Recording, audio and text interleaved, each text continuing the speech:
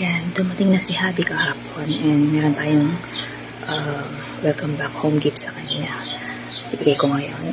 Yan, umaga na ngayon. Nasa 6 in the morning. Umaga kami nagising. So, bigay na natin sa kanya yung gift ko and tingnan natin kung ano yung magiging reaction niya. Samahan niyo ako.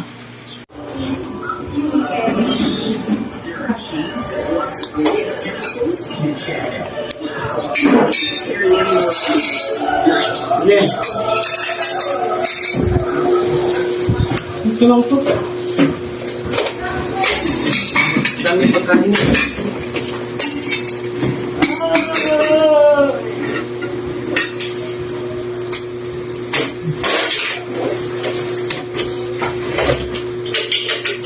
Wow! Busy na rin ako, ha?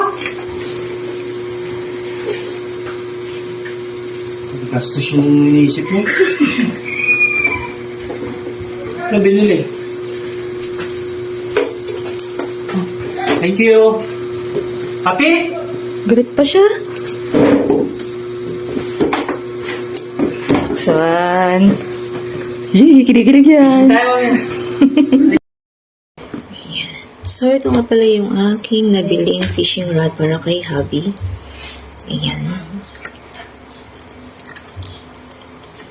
Kasama na rin siya ng itong mga ano ba kung anong tawag dito.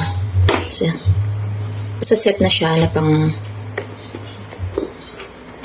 yung weight niya. Excited na yan siya. Ayun. So, meron tayo dito yan. Kung anong tawag dito. Tapos itong yan, ganyan.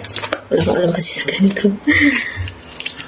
In-order ko lang siya. Buti na lang din. Meron na online store dito sa atin ang Decathlon. Ayan. Tapos ito. Ayan. Nakita ko lang siya. Ayan. Set na siya. Ayan na yung aking in-order.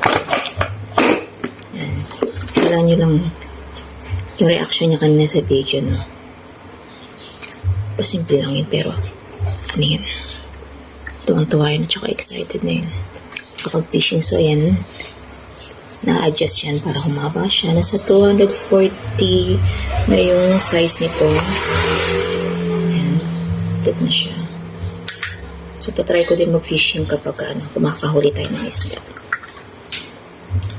Ayan, cute ng kulay niya. Ayan. Excited na siyang gamitin yan para makapag-fishing siya. And you fish. So, very handy lang din siya. Buffet. Kaya tatry natin mag-fishing if may mahuli tayo. So, update ko kayo kapag nag-fishing na kami.